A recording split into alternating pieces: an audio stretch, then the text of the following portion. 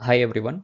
Today in this video we are going to see how to create AWS EFS Elastic File System and how to mount it to our EC2 instance. We can mount the EFS for multiple instances. We are going to see that also in this video.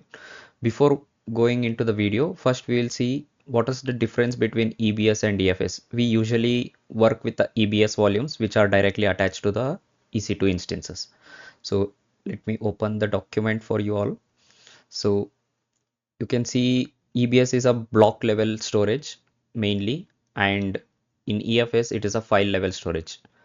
So all the data stored in a EBS mainly stores as a each single blocks. So which is not very sorted when compared to EFS. Okay, so EFS is a more structured way and it is a file structured each department, and it is sorted using the metadata, so it is easy to access. And you can pause this video and you can see all this. The mainly one more is shared access. In EBS, once it is attached to any instance, we cannot attach the same EBS volume to another instance at a simultaneous time. But in a EFS, we can achieve that. So EFS is kind of a NFS, which we can mount it on a multiple devices and we can access, read, write in a simultaneous time. Okay. And the main one more is availability. So EBS volumes are AZ availability, like it is constrained to availability zones, but whereas our EFS will be of region specific. So in a region, if you have multiple AZ, for example, in Mumbai, 1A, 1B, and 1C we have.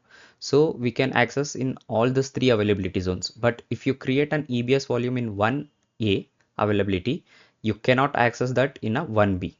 So that is the one more drawback of EBS volumes. So, and also it comes when you getting so much advantages using EFS, the cost will also be little higher compared to our EBS volumes. So as I said, you all can like pause this video and take a screenshot of this comparison, or like pause and read all the points. Okay.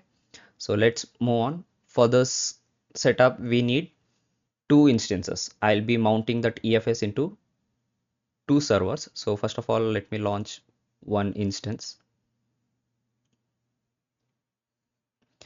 So I'll show you my VPC concept also so that you will have better understanding.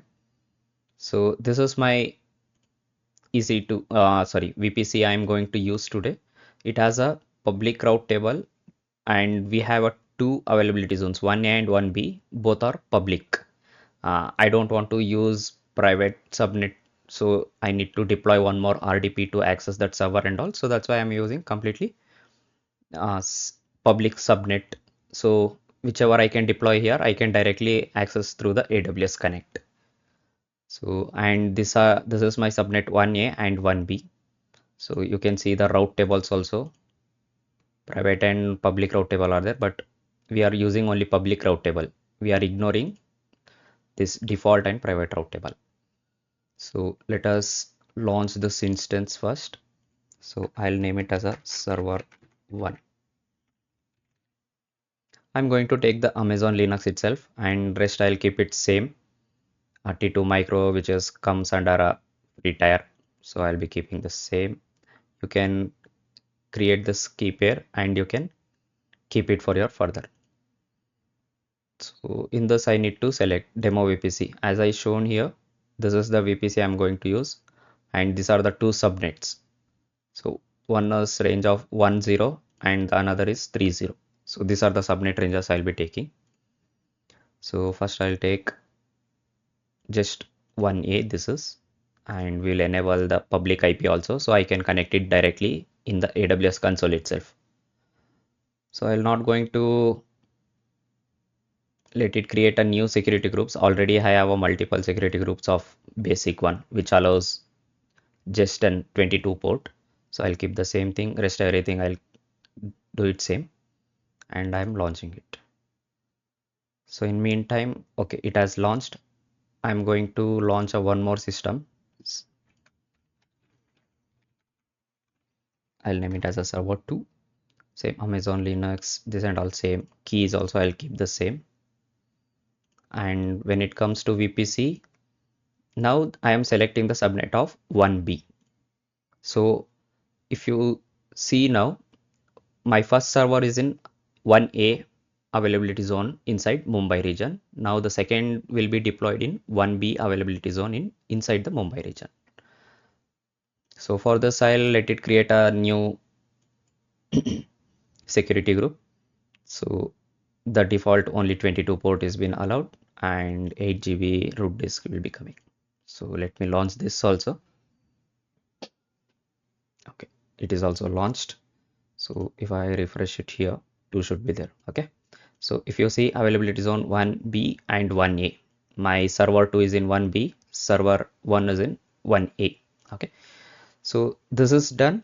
Now we will, meantime, when it gets 2 by 2 or 3 by 3 check, meantime, we will deploy the EFS also. So for deploying EFS, I'll go into EFS here. So in this region, I don't have any file system created earlier. So let us create it. So you have multiple options here, like you can customize your EFS or you can directly create it just by giving name and selecting your VPC. Rest everything it takes automatically, and after that once it is deployed, still you can go and change all the settings. But I'll not go into deploy in this manner. I'll going to deploy in a customized manner. So let us give the name test EFS, and always remember you should give the same VPC. If you select the different VPC, then you won't be able to attach to the instances which you deployed previously. Okay, so you can see here now regional and one zone specific. If I select it now as a one zone, then I need to give 1A or 1B and 1C. Okay, so if I select a 1A here, the system deployed in 1B cannot access this EFS. But if I select here regional, that means all the systems present in this Mumbai region can directly access my EFS system. They don't need any, like, they are not going to fail to access using any error of availability zone. Okay, so here I'm not going to tick on automatic backups, so I don't want to do that. Lifecycle management, you can like customize according to your needs. So for now, I'll keep it the default. So in a 30 days, it goes to infrequent access, and in 90 days, it will be archived. So these are the two things I'll keep it same, and also encryption, I'll keep the same thing. So this is performance setting.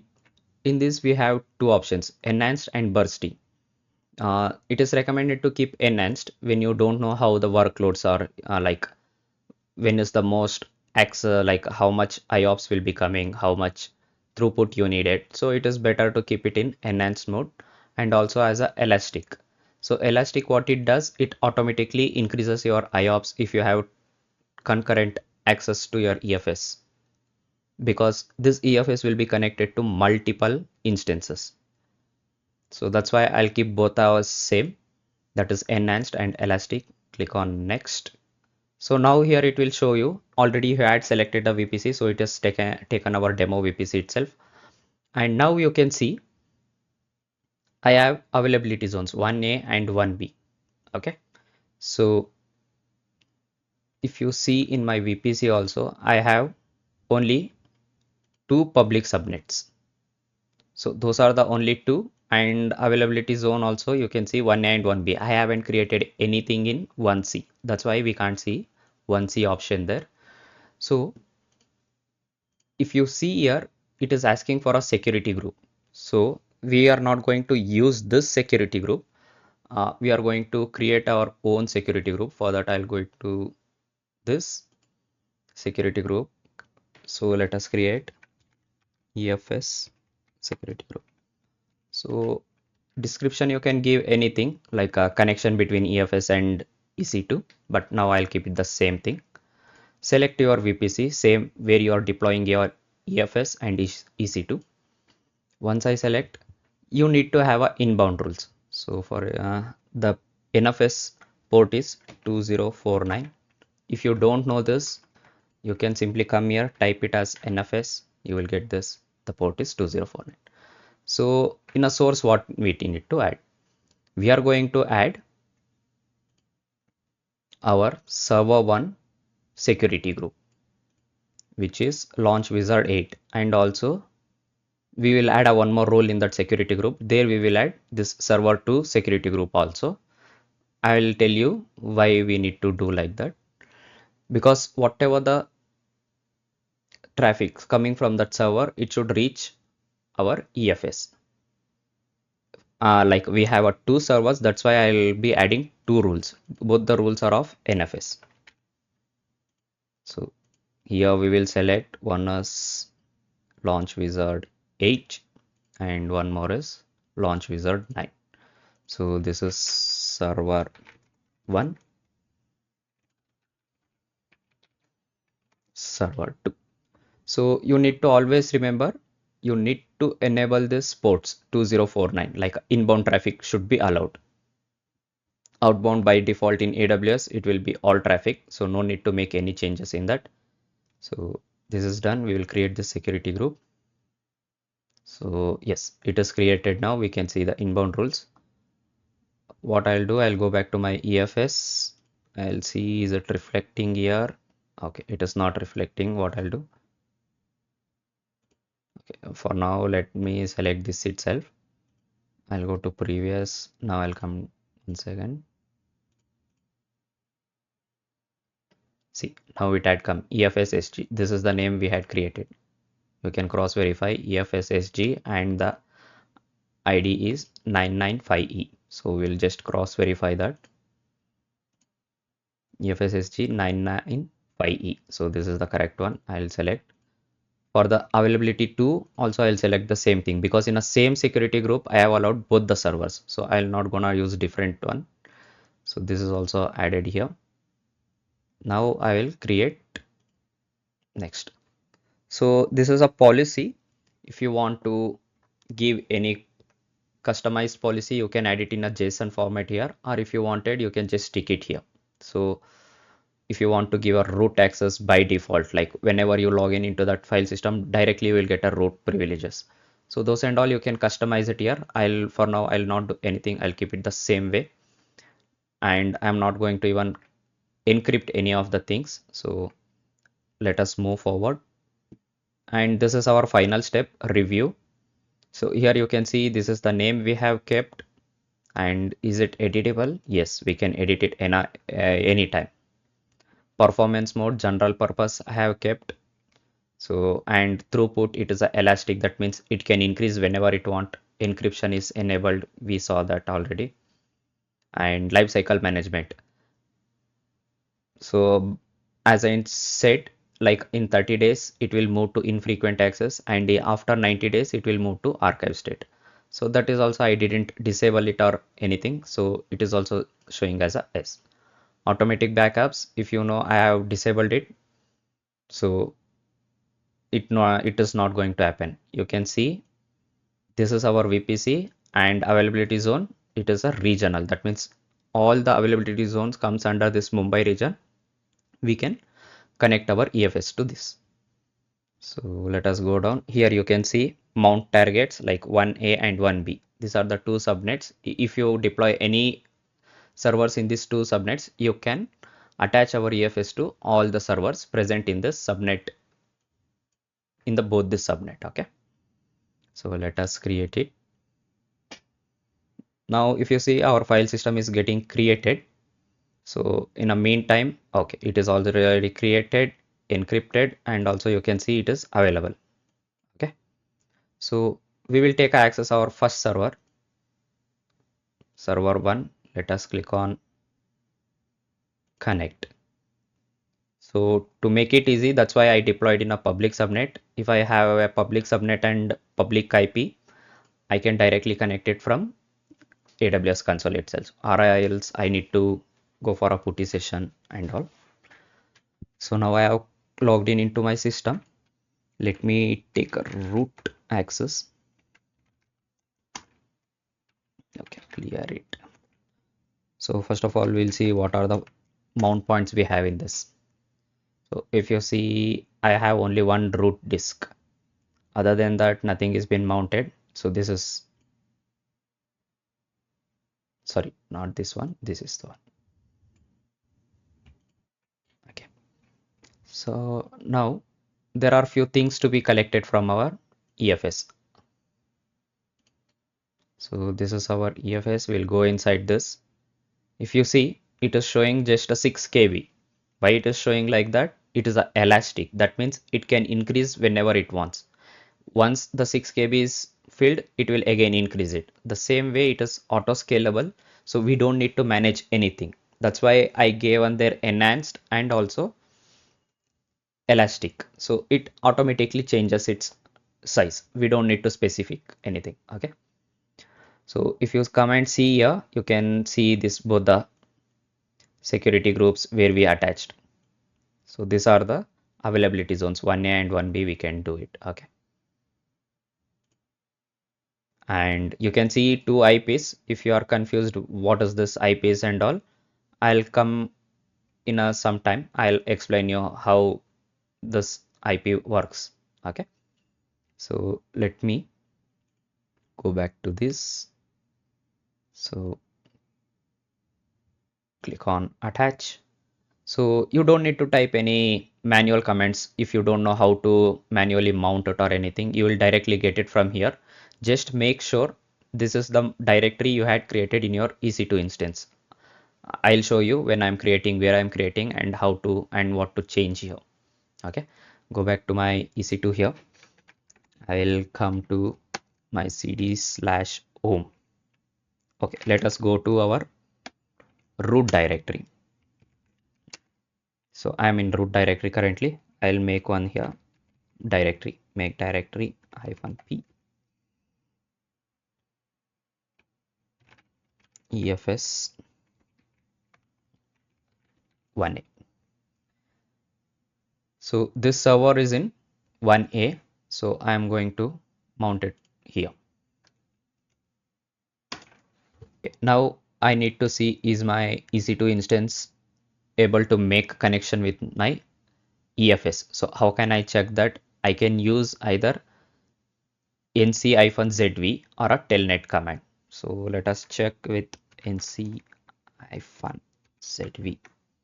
And what you need to paste it here. You need to just copy the DNS. So this is the DNS. Come back, paste it here, and you need to give the port using 2049. Okay, nc command is not here. So let me install nc command.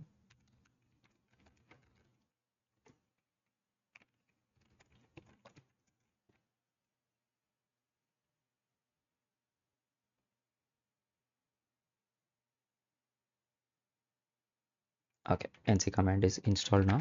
Let us clear the screen. We'll again use the nc-zv now. Yes, you can see now it is showing success. That means I'm able to make a connection from my EC2 to EFS. And this is done. So I can directly mount it now. Once the connection is established, that means I'm able to mount it. So how can I mount it? I have already said you there are a few commands. So yeah, first of all, we need to install this Amazon EFS utils. Okay. Never forget this. When you using EFS, you need to install this.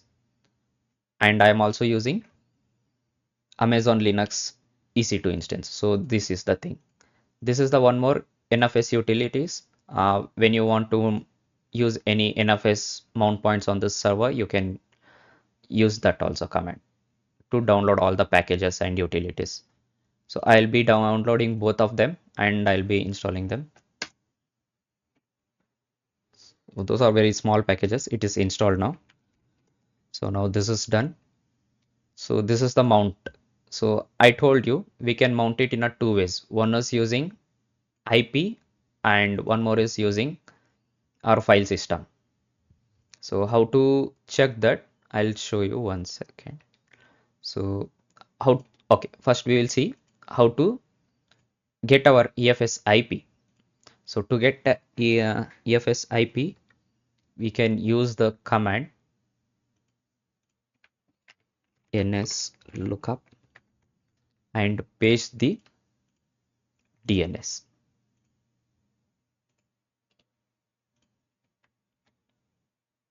So yeah, you can see here 199. Okay. So if you seen here in a networking, I told you there are two IPs. So currently, if you remember, I'm using the server one, which is deployed in 1A availability zone. That's why this is the IP we are getting. So this is my Elastic File System IP in this availability zone inside Mumbai region. Okay. So let me add that IP here.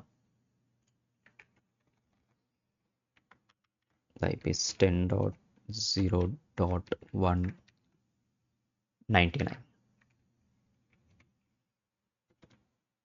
And I'm going to mount it at EFS/1A. So my directory is at root. So this is slash, it means root directory, and inside that I need to mount it for EFS/1A.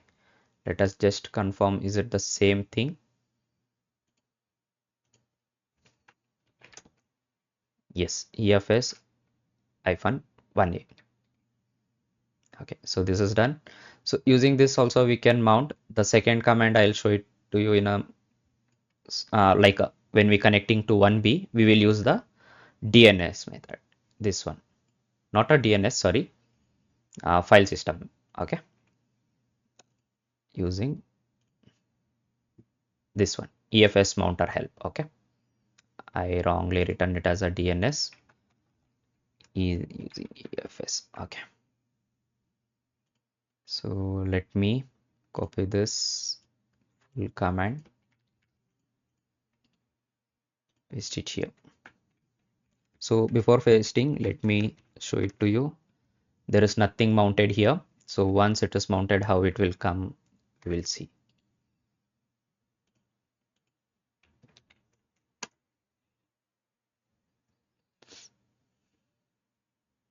Okay, I didn't receive any errors. That means my command is proper and there is a connection between our EC2 instance and file system.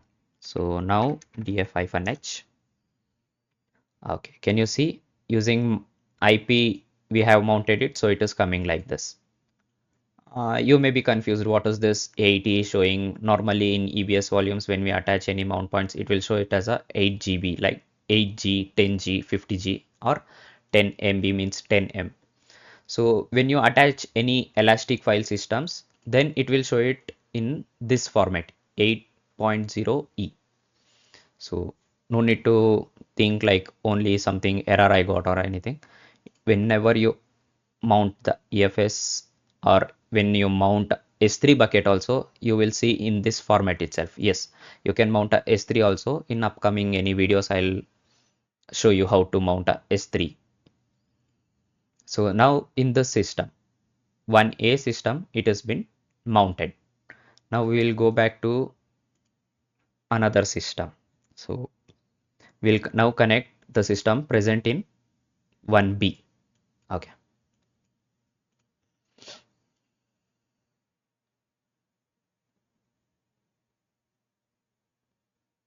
Oh, one mistake I made.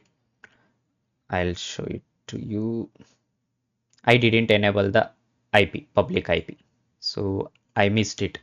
So in my case, what I'll do, I am not going to launch again the server. So I'll use Elastic IP. So let me get one IP here. Okay.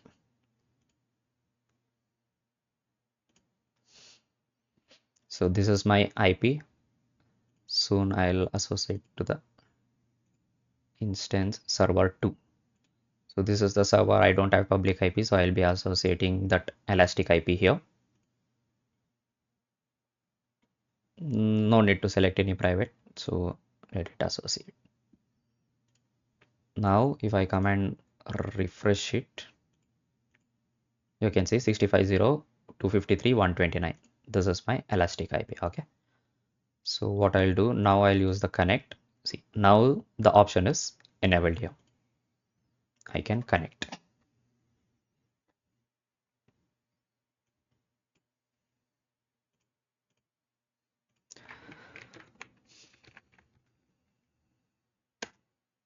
Okay, here I have taken the root access, and always remember, let it not confuse you people. My second server IP is 3.146 and my first server IP is 1.160. So let us go back to our EC2. I am in 3.146, that is my second server. Here also I need to install this utilities. So I'll be copying this command. I will leave this command in a command session so you people can use it when you want to try it out.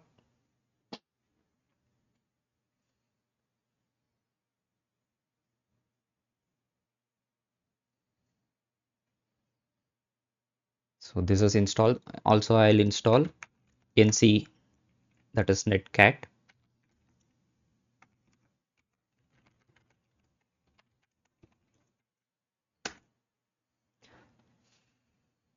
Okay, let's clear this. We will see. If you see there is nothing present here, so we are going to mount it in a second way now. That is using this EFS helper. Okay. So for this, what I need to bring, I'll go here. I'll get my file system ID. So if you don't want it from here, you can get it from here as well. In a DNS also, it will be present. If you don't know how to manually make all these things, click on attach here. Best way is like you will get it here. If you want to mount it through the IP, it will come here also. Okay. For 1A, it is 199. And if I change it here, 1B, 3.126. This IP is my EFS IP, not a systems IP. So let us go back to this one.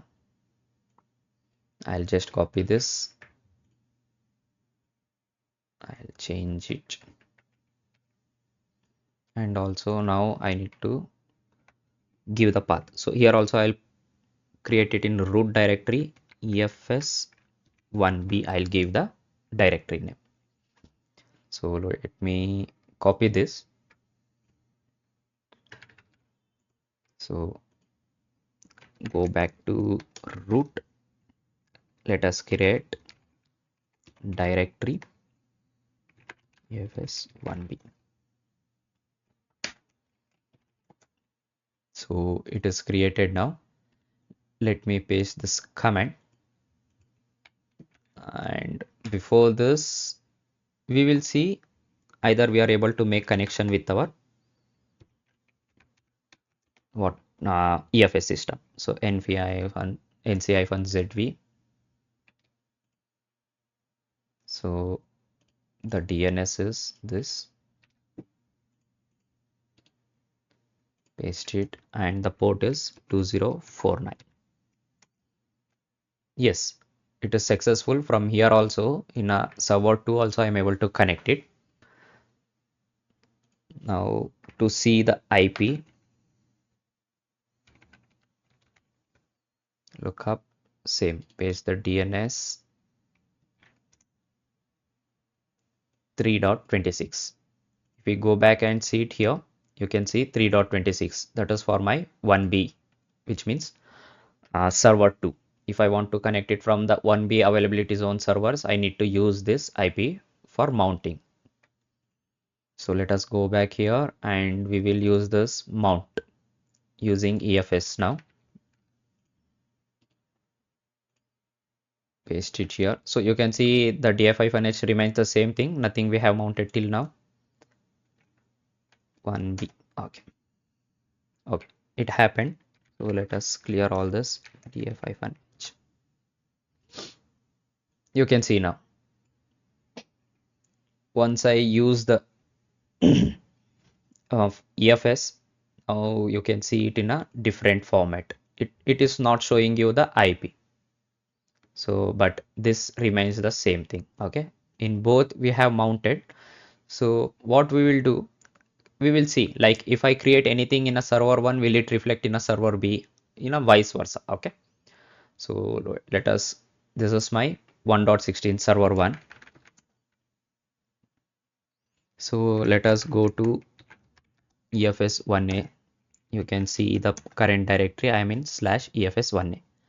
Here I will create one text file with the name test.txt, and also I'll create one directory, make directory test. Okay. So you can see test we have on directory test.txt, one file we have. Now go back to our second instance. Now where it has been mounted, EFS1B. So cd/EFS1B. Let us ll. Yes. I can see already it is reflecting. So there is no latency, nothing. You can use multiple instances and you can put the data, get the data, read the data. Everything happens simultaneously with a faster IOPS throughput. Everything will be managed by the AWS as we chosen enhanced. So what I'll do, from server B, I'll create one more directory. Make directory server 1B. And I'll remove one directory, remove dir test. Now if you see, only this should be reflecting. Let us ll in server 1. Yes, it is reflecting.